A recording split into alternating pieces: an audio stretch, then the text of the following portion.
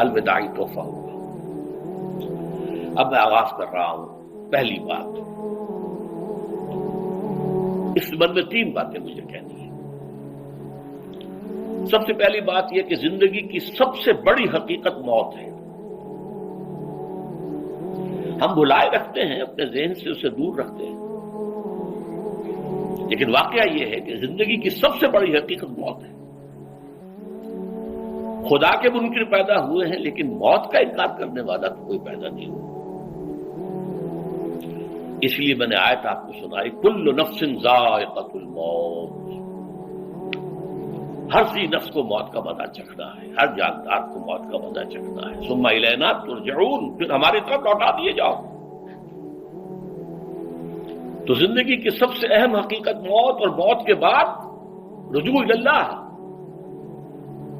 آخرت، یہ سب سے بڑی حقیقت ہے۔ ایک حقیقت سب مانتے ہیں، سب جانتے ہیں، دوسری حقیقت کے اوپر پردہ پڑا ہوا ہے۔ میں نے اس اعتبار سے نوٹ کیا، یہ الفاظ قرآن میں 3 مرتبہ ہے، کل نفس ذائقۃ الموت، ہر جاندار کو موت کا مزہ چکھنا ہے۔ انبیاء اس سے مستثنا نہیں رہے، رسول اس سے مستثنا نہیں رہے، اولیاء اللہ مستثنا نہیں رہے۔ وقتی طور پر استثناء حضرت عیسیٰ کا ہے کہ ابھی وہ زندہ ہیں، لیکن عیسیٰ یاتی علیہ الموت، حضور نے فرمایا عیسیٰ پر بھی موت آئے گی، جب دوبارہ آئیں گے زمین پر اتریں گے، پھر اس کے بعد ان پر موت وارد ہوگی، ان کی نماز جنازہ پڑھی جائے گی، انہیں دفن کیا جائے گا حضور کے پہلو میں، شادی بھی کریں گے، اولاد بھی ہوگی۔ باقی تو یہ ہے کہ کل نفس ذائقۃ الموت، سب کو موت کا مزہ چکھنا ہے۔ عیسیٰ بھی بالآخر اس سے مستثنا نہیں رہیں گے، بلکہ قرآن میں ایک جگہ کہا گیا ہے أَفَإِن مِتَّ فَهُمُ الْخَالِدُونَ، کیا ہے نبی اگر آپ کا انتقال ہو گیا تو یہ کیا ہمیشہ رہیں گے؟ کون ہے دنیا میں جو ہمیشہ رہے؟ انتقال تو ہونا، آپ کا بھی ہونا ہے۔ إِنَّكَ مَيِّتٌ وَإِنَّهُمْ لَمَيِّتُونَ، یہ تو مختصر ترین الفاظ تھے۔ اس سے آگے بڑھیے، سورہ انبیاء میں فرمایا کل نفس ذائقۃ الموت وَنَبْلُوكُمْ بِالشَّرِّ وَالْخَيْرِ فِتْنَةً وَإِلَيْنَا تُرْجَعُونَ، ہر جاندار کو موت کا مزہ چکھنا ہے، اور اس سے پہلے پہلے ہم تمہیں آزماتے رہیں گے، خیر کے ذریعے بھی، بھلائی دے کر، صحت دے کر، دولت دے کر، اولاد دے کر، شہرت دے کر، اور برائی کے ذریعے سے بھی، تنگ دستی دے کر، بے عزتی دے کر، اہانت دے کر، ذلت دے کر، وَإِلَيْنَا تُرْجَعُونَ، اور پھر ہماری طرف لوٹائے جاؤ گے۔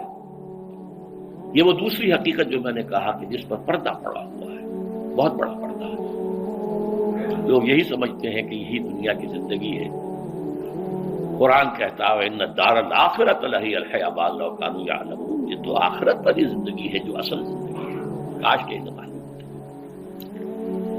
اس سے بھی زیادہ تفصیل سے یہ آل عمران میں آئی ہے، كُلُّ نَفْسٍ ذَائِقَةُ الْمَوْتِ وَإِنَّمَا تُوَفَّوْنَ أُجُورَكُمْ يَوْمَ الْقِيَامَةِ، ہر جاندار کو موت کا مزہ چکھنا ہے، اور پھر تمہیں پورا پورا تمہارا اجر اور بدلہ دے دیا جائے گا قیامت کے دن۔ فَمَنْ زُحْزِحَ عَنِ النَّارِ وَأُدْخِلَ الْجَنَّةَ فَقَدْ فَازَ، جو کوئی آگ سے بچا لیا گیا اور جنت میں داخل کر دیا گیا وہ تو کامیاب ہو گئے۔ اللہم ربنا اجعلنا منہم، اللہم ربنا اجعلنا منہم، اللہم ربنا اجعلنا منہم۔ وَمَا الْحَيَاةُ الدُّنْيَا إِلَّا مَتَاعُ الْغُرُورِ، اور دنیا کی زندگی تو سوائے دھوکے کے سامان کے اور کچھ نہیں ہے۔ دھوکہ کس معنی میں؟ یہ تمہیں اصل زندگی سے غافل کر دیتی ہے۔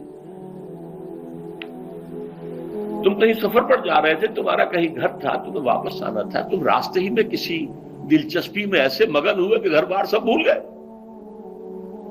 یہ تو تمہارا عارضی سا سفر تھا، تم نے اسی کو اپنی منزل بنا لیا، اپنا ٹھکانہ بنا لیا، تو دھوکہ دیا اس نے تمہیں۔ ویسے دنیا کی زندگی دھوکہ نہیں ہے، بڑی حقیقت ہے، اس لیے کہ حضور نے فرمایا انما الدنیا مزرعۃ الآخرہ، یہ دنیا آخرت کی کھیتی ہے، یہاں بو گے تو وہاں کاٹو گے، یہاں کچھ کمائی کرو گے تو وہاں اس کا بدلہ ملے گا۔ اس اعتبار سے دنیا بہت بڑی حقیقت ہے، ایک ایک لمحہ بہت بڑی قیمتی شے ہے، لیکن اگر یہ دنیا تمہیں آخرت سے غافل کر دے تو اس سے بڑا دھوکے باز ہو کوئی نہیں۔ یہ اصل دجال ہے۔ میں نے تقریباً 60 برس کی عمر کو جب میں پہنچا تھا تو موت کا انتظار شروع کر دیا تھا۔ میرے قریبی احباب کو معلوم ہے، میں کہتا رہا، یہ بھی کہتا رہا کہ بھائی میں اپنے حصے کا کام کر چکا ہوں، جتنی صلاحیت اللہ نے دی تھی، جتنی بھی میرے اندر استعداد تھی، میں اس کو بھرپور طریقے پر استعمال کر چکا ہوں۔ دم واپسی برسر راہ ہے عزیز و اب اللہ ہی اللہ ہے، یہ میرا معاملہ رہا ہے 60 برس کی عمر سے۔ اس کے بعد اللہ نے مزید 14 برس دیے ہیں، یہ نافلۃ لک کے درجے میں کہتا ہوں، اس کا اللہ کا عطیہ خصوصی ہے، نفل ہے، ہمیشہ کہتا رہا ہوں۔ مسنون زندگی تو 61 برس ہے ہمارے حساب سے۔ علامہ اقبال کے بارے میں سنا ہے کہ رویا کرتے تھے کہیں میری عمر حضور کی عمر سے زیادہ نہ ہو جائے، وہ 6 مہینے کم ہی رہی ہے حضور کی عمر سے۔ جو حضور کی عمر تھی وہی حضرت ابو بکر کی، وہی حضرت عمر کی، وہی حضرت علی کی، ہاں حضرت عثمان 82 برس کے عمر ہے ماشاءاللہ۔ پھر یہاں کے مجددین میں سے وہی عمر حضرت شیخ احمد سرہندی کی، وہی شاہ ولی اللہ دہلوی کی، ہاں شیخ عبدالحق محدث دہلوی رحمۃ اللہ علیہ 82 برس کی عمر۔ لیکن یہ میں کہا کرتا تھا مسنون عمر تو 61 برس ہے، جسے ہم 63 کہتے ہیں، وہ اصل میں ہمارے حساب سے 61 بنتا ہے۔ وہ 63 قمری ہے، جو 9 دن کم ہے قمری سال جو ہے وہ شمسی سال سے۔ بہرحال میں اس وقت سے منتظر تھا، لیکن جو بھی وقت اللہ نے دیا ہے اللہ کا شکر ہے، وہ مفید کاموں میں لگا ہے۔ ان میں خاص طور پر میں سمجھتا ہوں کہ اللہ کا مجھ پر سب سے بڑا احسان، اور مجھے پر نہیں، بہت بڑے پیمانے پر لوگوں پر جو احسان ہوا ہے، وہ میرا 1998 کا دورہ ترجمہ قرآن ہے جو کراچی میں ہوا تھا۔ 1998 کے مارچ میں میرا بڑا آپریشن ہوا، دونوں گھٹنے تبدیل کیے گئے، لیکن 98 کے آخر میں، حالانکہ میں چل نہیں سکتا تھا، کراچی میں مسجد جو ہے اونچی ہے، دوسری منزل پر ہے، تو خاص ریمپ بنایا گیا جس کے ذریعے میں ویل چیئر پر مجھے لے جایا جاتا تھا۔ میں نے درس دیا۔ اس درس کی گزشتہ چند سالوں سے پوری دنیا میں جو گونج ہوئی ہے اللہ کے فضل و کرم سے، اللہ کا کوئی حکمت خداوندی اس کے ساتھ وابستہ ہے۔ اس میں میرے کسی کام کو دخل نہیں ہے، میری کسی کوشش کو دخل نہیں ہے۔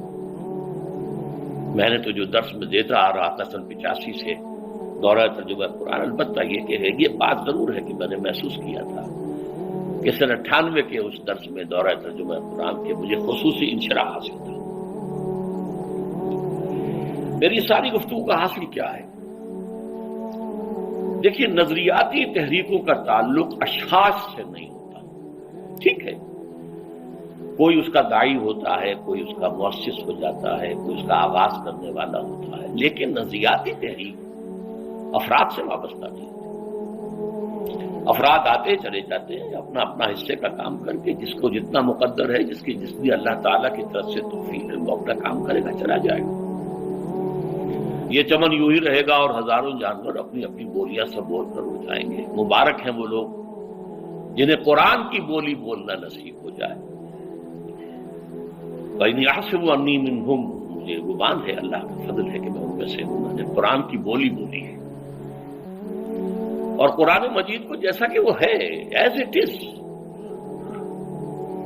اپنے کو مذمومہ خیالات، اپنے کوئی ذہن سے زائدہ نظریات کو میں نے اس میں دخل نہیں دیا، جسے انگریزی میں آپ آبجیکٹیولی کہتے ہیں، خالص معروضی طور پر قرآن کو پڑھا ہے، قرآن کو قرآن سے سمجھائے یا پھر سیرت رسول سے سمجھائے۔ میں لفظ سنت کی بجائے سیرت استعمال کر رہا ہوں۔ قرآن مجسم حضور تھے صلی اللہ علیہ وسلم، اور حضور کی سیرت اور حیات جو ہے وہ قرآن مجید کی اصل تفسیر ہے۔ یہ حقیقت بھی بہت کم لوگوں کے علم ہے۔ وہ احادیث کا نام تو لیتے ہیں، احادیث نہیں ہے، سیرت بھی تو احادیث ہی سے ہمیں ملتی ہے، لیکن میں خاص طور پر سنت یا حدیث کی بجائے سیرت کا استعمال کرتا ہوں۔ قرآن کی 2 سورسز ہیں، قرآن خود اور سیرت رسول صلی اللہ علیہ وسلم۔ بہرحال انشاءاللہ العزیز یہ کام بڑھے گا، چلے گا، یہ میں ابھی بعد میں عرض کروں گا۔ دوسری بات جو میں نے آیت پڑھی آپ کو، وَمَن نُعَمِّرْهُ نُنَكِّسْهُ فِي الْخَلْقِ أَفَلَا يَعْقِلُونَ، بہت بڑی حقیقت زندگی کی یہ بھی ہے، جس کی ہم عمر زیادہ کر دیتے ہیں اس کی خلقی صلاحیتوں میں کمی کر دیتے ہیں۔ موٹی بات ہے، بڑھاپا آئے گا، ہمیشہ کی مانی ہوئی بات ہے۔ اگرچہ جوانی میں آدمی بڑھاپے کا تصور نہیں کرتا، لیکن بڑھاپا آنا ہے، یہ بھی ایک حقیقت ہے موت کی طرح۔ غالب نے کہا تھا مزمحل ہو گئے قوائے غالب، اب عناصر میں اعتدال کہاں۔ ایک صاحب نے مجھے شعر سنایا تھا، ابراہیم صاحب تھے ٹونک کے رہنے والے۔ ذوف پیری بڑھ گیا، جوش جوانی گھٹ گیا، اب عصا بنوائیے نخل تمنا کاٹ کر۔ یہ تمنائیں جو ہیں طول العمر، انہیں کاٹو، اب گئی جوانی، امنگوں والا دور گیا، اور یہ جو تمناؤں کا پودا ہے اس میں سے لکڑی لے کر عصائے پیری بنوا لیجیے، اب بڑھاپے کے لیے ایک عصا درکار ہے۔ بڑا پیارا شعر ہے، ذوف پیری بڑھ گیا، جوش جوانی گھٹ گیا، اب عصا بنوائیے نخل تمنا کاٹ کر۔ ابھی 2-3 دن ہوئے ہیں یہاں پر جو خانہ فرہنگ ایران ہے اس کے ڈائریکٹر آئے تھے، انہوں نے فارسی کا ایک شعر سنایا، بڑا پیارا شعر ہے۔ در جوانی گفتم کہ شعر شعر است اگرچہ پیر بود۔ جوانی میں میں یہ کہا کرتا تھا کہ شعر تو شعر ہی ہوتا ہے، چاہے بوڑھا ہو جائے، بوڑھے ہونے سے اس میں کیا فرق واقع ہو جائے، شعر شعر است گرچہ پیر بود۔ چوب پیری رسیدم،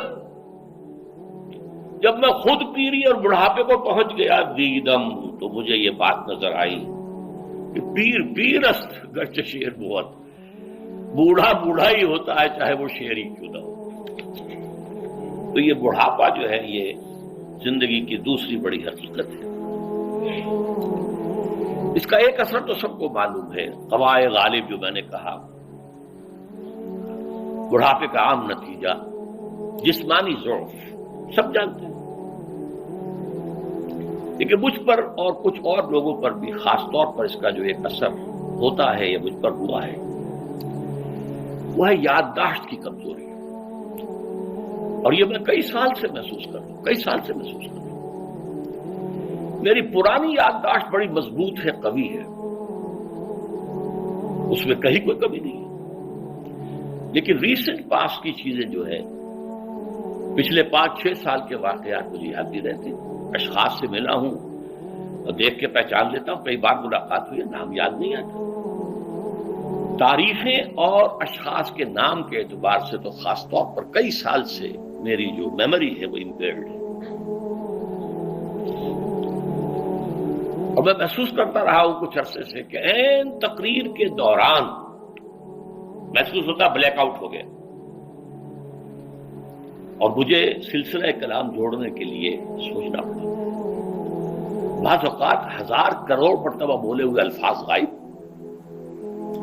اب چاہے کتنا ہی زور لگا لوں وہ لفظ یاد نہیں آئے گا، ہاں تھوڑی دیر کے بعد خود بخود یاد آ جائے گا۔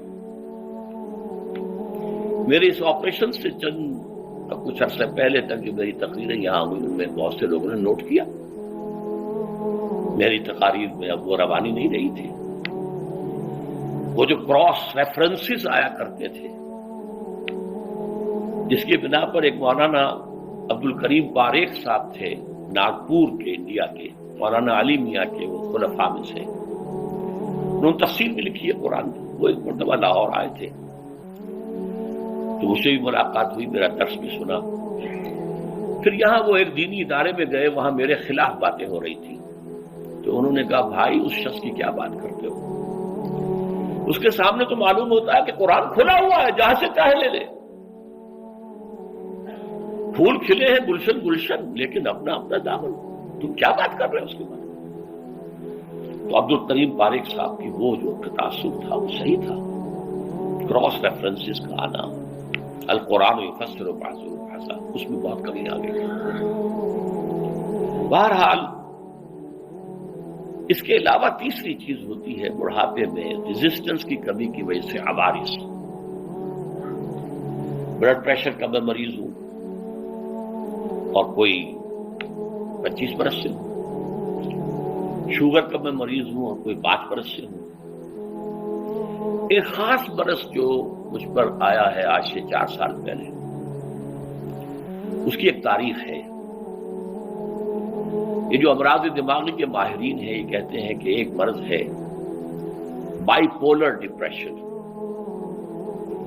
انسان میں کبھی تو انشراح ہوتا ہے، ایکٹیویٹی ہوتی ہے، سوچتا ہے اور ایکٹیو کرنے کے لیے، گفتگو کے لیے، بھاگ دوڑ کے لیے طبیعت میں آبادی ہوتی ہے.